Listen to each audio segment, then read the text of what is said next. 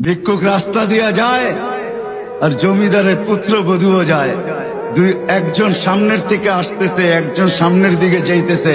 দুইজনের ক্রসিং এর সময় ভিক্ষুকের গায়ের কাদা জমিদারের পুত্রবধূর গায়ে লেগে গেছে।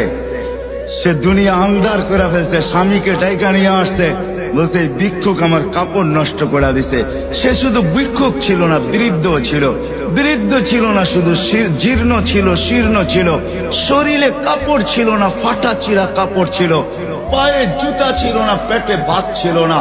জমিদারের পুত্র সইতে পারে নাই, যৌবনী শক্তি সয় তো সয় কি কইরা।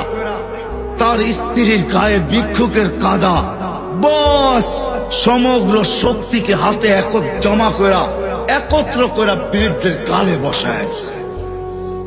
বৃদ্ধ কিচ্ছু বলে নাই, শুধু উপরের দিকে তাকায় দুই তিনটা শব্দ উচ্চারণ করছেন। শব্দগুলা হলো ইয়া মাল্লাহ তারা হলো ওয়ুন, ও আল্লাহ তোকে চোখে দেখা যায় না। ও তারা কুল্লা শাই, তুই সব দেখিস। ফারা তারা মা বি, তুই কি দেখিস না আমার সাথে কি ঘটতেছে, এটা কি দেখিস না? বলতে দেরি যুবক, মরতে দেরি হয় না। জমিদার চলে আসছে, প্রতিশোধ নিবে। বৃদ্ধের একদিকে মুস্কি হাসি, একদিকে বলতেছে প্রেমের খেলা এমনই হয়। জিজ্ঞাসা করছে কিসের প্রেমের খেলা রে?